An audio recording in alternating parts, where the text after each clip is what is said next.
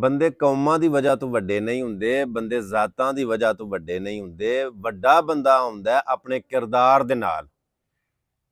ਗੱਲਾਂ ਨਾਲ ਬੰਦਾ ਵੱਡਾ ਨਹੀਂ ਹੁੰਦਾ, ਕੰਮਾਂ ਨਾਲ ਬੰਦਾ ਵੱਡਾ ਹੁੰਦਾ। ਜੇ ਬੰਦੇ 'ਚ ਕਰਤੂਤ ਕੋਈ ਨਾ ਹੋਵੇ ਤੇ ਵੱਡੇ ਕੱਦ ਨੂੰ ਕੀ ਕਰਨਾ, ਕੱਦਾਂ ਦੀ ਕਿਸੇ ਛਾਵੇਂ ਬਹਿਣਾ ਹੁੰਦਾ।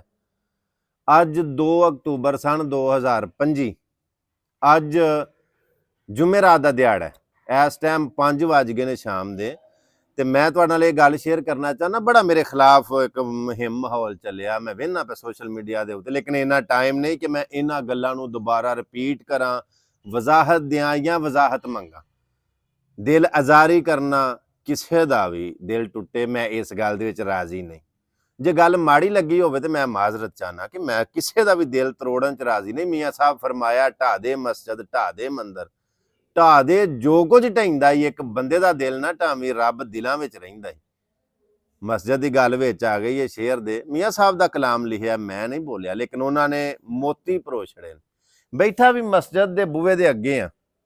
ਇਹ ਮਸਜਿਦ ਜਾਮਿਆ ਮਸਜਿਦ ਇਬਰਾਹੀਮ, ਇਹ ਲੱਗੇ ਸਾਂ ਤਿਆਰ ਕਰਨ ਵਾਸਤੇ। ਅਲਹਮਦੁਲਿਲਾ ਨੀਆਂ ਤੋਂ ਲੈ ਕੇ ਹੁਣ ਤੱਕ ਤੁਸੀਂ ਬੜਾ ਸਾਥ ਦਿੱਤਾ। ਬਲਕਿ ਉਹ ਵਜ਼ਾਹਤ ਮਾਜ਼ਰਤ ਦੇ ਨਾਲ ਨਾਲ ਮੈਨੂੰ ਉਹ ਗੱਲ ਯਾਦ ਆਈ, ਉਹ ਤੁਹਾਨੂੰ ਮੈਂ ਵਹਾਵਾਂ ਕਿ ਲੱਗੇ ਕੀਆਂ ਕਰਨ ਜੋ ਲੱਗੇ ਆ, ਉਹ ਤੁਹਾਨੂੰ ਵਹਾ ਵੀ ਛੱਡਨੇ। ਨਾਲੇ ਮੈਂ ਤੁਹਾਨੂੰ ਇਹ ਦੱਸ ਛੜਾਂ, ਮੈਂ ਕੋਈ ਡਾਂਸ ਕਰਕੇ ਭੈਣਾਂ ਮਾਵਾਂ ਧੀਆਂ ਨਚਾ ਕੇ ਵਹਾ ਕੇ ਮੈਂ ਸੋਸ਼ਲ ਮੀਡੀਆ ਤੇ ਅੱਗੇ ਨਹੀਂ ਆਇਆ। 8 ਸਾਲ ਮੈਨੂੰ ਹੋਏ ਨੇ ਸੋਸ਼ਲ ਮੀਡੀਆ ਦੇ ਉੱਤੇ, ਆਪਣੀਆਂ ਗੱਲਾਂ ਦੇ ਨਾਲ ਤੇ ਆਪਣੇ ਕੰਮਾਂ ਦੇ ਨਾਲ। ਮੈਂ ਅਲਹਮਦੁਲਿਲਾ ਤੁਸਾਂ ਦੋਸਤਾਂ ਮੈਨੂੰ ਐਪਰੀਸ਼ੀਏਟ ਕੀਤਾ, ਤੁਸਾਂ ਮੇਰਾ ਸਾਥ ਦਿੱਤਾ ਤੇ ਮੈਂ ਇਸ ਮੁਕਾਮ ਤੇ ਹਾਂ। ਅੱਲਾ ਤੁਹਾਨੂੰ ਸਲਾਮਤ ਰੱਖੇ। ਮਸਜਿਦ ਦੇ ਬੂਹੇ 'ਚ ਰੱਬ ਦੇ ਘਰ ਖਲੋ ਕੇ ਤੁਹਾਡਾ ਸ਼ੁਕਰੀਆ ਅਦਾ ਕਰਨ। ਆਓ ਤੁਹਾਨੂੰ ਵਹਾਵਾਂ ਕਰਨ ਕੰਮ ਕੀ ਨੇ ਮੇਰੇ। ਗੱਲਾਂ ਤੇ ਤੁਸੀਂ ਸੁਣਦੇ ਹੋ ਨਾ, ਤੇ ਗੱਲਾਂ ਦੇ ਨਾਲ ਨਾਲ ਕੰਮ ਮੇਰੇ ਇਹ ਨੇ, ਕਿਸੇ ਦੀ ਬੱਚੇ ਦੀ ਸ਼ਾਦੀ ਹੈ, ਕੋਈ ਮਾੜਾ ਐਸਾ ਜੀ, ਮੈਂ ਵੀ ਮਾੜਾ ਬੰਦਾ, ਕੋਈ ਮੇਰੇ ਨਾਲੋਂ ਵੀ ਮਾੜਾ ਜ਼ਰੂਰਤਮੰਦ ਹੈ ਜਿਹਨੂੰ ਮੇਰੀ ਲੋੜ ਹੈ, ਮੈਂ ਉਹਦੇ ਉਸ ਕੰਮ ਦੇ ਵਿੱਚ ਹਾਜ਼ਰ ਹੁੰਨਾ। ਅੱਲਾ ਦੇ ਘਰ ਦਾ ਮਸਜਿਦ ਦਾ ਕੰਮ ਹੈ, ਤੇ ਮੇਰੀ ਕੋਸ਼ਿਸ਼ ਹੁੰਦੀ ਹੈ ਕਿ ਮੈਂ ਆਪਣੇ ਕੋਲੋਂ ਵੀ ਜਿੰਨਾ ਹੋਵੇ ਹਿੱਸਾ ਪਾਵਾਂ, ਤੇ ਜਿਹੜੇ ਸਾਹਬੇ ਹਸੀਅਤ ਨੇ ਉਹਨਾਂ ਨੂੰ ਆਖਾਂ ਤੁਸੀਂ ਵੀ ਰਲੋ। ਇਹ ਤੁਸੀਂ ਰਲੇ ਹੋ ਤੇ ਇਹ ਵੇਖੋ ਮਾਸ਼ਾਅੱਲਾ। ਉਹ ਤੁਹਾਨੂੰ ਵਹਾਵਾਂ ਕਿ ਇੱਥੇ ਕੀ ਕੀ ਮਾਸ਼ਾਅੱਲਾ ਹੋਇਆ। ਇੱਥੇ ਆ ਦੰਦੇ ਲੱਗਣ ਵਾਲੇ ਸਨ, ਪੱਥਰ ਤੇ ਅੰਦਰ ਲੱਗ ਗਿਆ ਸਾਰਾ, ਤੇ ਇਹ ਜਿਹੜੇ ਦੰਦੇ ਲੱਗਣ ਵਾਲੇ ਸਨ ਇਹ ਮਾਸ਼ਾਅੱਲਾ ਲੱਗ ਗਿਆ, ਦੰਦੇ ਵੀ ਲੱਗ ਗਏ ਨੇ। ਇੱਥੇ ਹੁਣ ਦਰਵਾਜ਼ੇ ਇਨਸ਼ਾਅੱਲਾ ਕੋਈ ਰੁਪਈਆ 2 ਲੱਖ ਦਾ ਹੈ, ਉਹ ਵੀ ਐਸਟੀਮੇਟ। ਇੱਥੇ ਦਰਵਾਜ਼ੇ ਲਵਾ ਕੇ ਨਾ, ਇੱਥੇ ਬਾਹਰ ਟੈਲ ਨਹੀਂ ਲਵਾਣੀ, ਇੱਥੇ ਰੰਗ ਮਰਵਾ ਛੜਾਂਗੇ, ਤੇ ਇੱਥੇ ਮਤਲਬ ਜੁੱਤੀਆਂ ਛੁੱਤੀਆਂ ਲਾ ਕੇ ਨਾ, ਤੇ ਅੰਦਰ ਨਮਾਜ਼ ਪੜ੍ਹਨ ਵਾਸਤੇ। ਆਓ ਤੁਹਾਨੂੰ ਵਹਾਨਾ ਮੈਂ ਮਾਸ਼ਾਅੱਲਾ ਜੀ, ਮਾਸ਼ਾਅੱਲਾ ਮਾਸ਼ਾਅੱਲਾ। ਸਾਰੀ ਟੈਲ ਬੜੀ ਸੋਹਣੀ, ਆਪਣੀਆਂ ਰੀਝਾਂ ਦੇ ਨਾਲ, ਆਪਣੇ ਦਿਲ ਦੀ ਤਸੱਲੀ ਦੇ ਨਾਲ ਕੰਮ ਕਰਾਇਆ। ਜਿਵੇਂ ਆਪਣੇ ਘਰ ਨੂੰ ਖੂਬਸੂਰਤ ਬਣਾਉਂਦੇ ਆ, ਰੱਬ ਦੇ ਘਰ ਨੂੰ ਵੀ ਰੀਝਾਂ ਦੇ ਨਾਲ ਤਿਆਰ ਕਰਨੇ ਆ ਪੇ, ਕਰਵਾਨੇ ਆ ਪੇ। ਉਹ ਆਪਣਾ ਕਮਾਲ ਨਹੀਂ, ਅੱਲਾ ਦਾ ਫਜ਼ਲ ਹੈ। ਉਰਾ ਆਵੋ ਤੁਹਾਨੂੰ। अस्सलाम वालेकुम भाई, ਗ੍ਰੈਂਡਰ ਚਲਾਉਣ ਲੱਗੇ ਹੋ? ਸੁਣਾਓ ਕੀ ਹਾਲ ਹੈ ਭਾਈ? ਇਹ ਤੇ ਬੜਾ ਕੰਮ ਕੀਤਾ ਜੇ, ਕੰਮ ਮੁਕਾ ਛੜਿਆ ਜੇ। ਅਸੀਂ ਤੁਹਾਡੇ ਹਸਨ ਨਾ ਆਏ ਨਾ ਆਪਣਾ। ਮੈਂ ਸੁਣਾਓ ਵਾਲ ਰਾਜ਼ੀ। ਇਹ ਵੇਖੋ ਜੀ, ਨੇੜੇ ਆਓ, ਥੋੜਾ ਜਿਹਾ ਨੇੜੇ ਆਓ।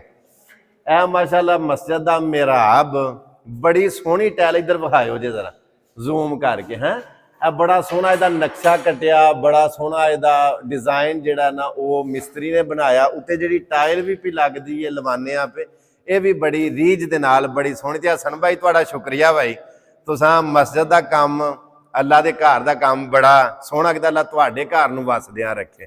ਔਰ ਮੈਂ ਆਪਣੇ ਵੇਖਣ ਵਾਲਿਆਂ ਨੂੰ ਆਖਾਂਗਾ ਕਿ ਇਸ ਮਸਜਿਦ ਦਾ ਅਲਹਮਦੁਲਿਲਾ ਇੱਕ ਇਹ ਐਲਾਨ ਹੈ ਸਾਡਾ ਕਿ ਇੱਥੇ ਕੋਈ ਵੀ ਕਿਸੇ ਫਿਰਕੇ ਦਾ, ਕਿਸੇ ਮਸਲਕ ਦਾ, ਕਿਸੇ ਕੌਮ ਦਾ ਕੋਈ ਬੰਦਾ ਵੀ ਆ ਕੇ ਆਪਣੇ ਆਪਣੇ ਤਰੀਕੇ ਨਾਲ ਨਮਾਜ਼ ਪੜ੍ਹ ਸਕਦਾ। ਇਹ ਰੱਬ ਦਾ ਘਰ ਹੈ, ਕਿਸੇ ਦੀ ਦੁਕਾਨਦਾਰੀ ਨਹੀਂ ਬਣੀ ਨਾ। ਮਤਲਬ ਕਿ ਇੱਕ ਫਿਰਕਾ ਆਖੇ ਮੇਰੀ ਮਸਜਿਦ ਹੈ, ਦੂਜਾ ਆਖੇ ਮੇਰੀ ਮਸਜਿਦ ਹੈ।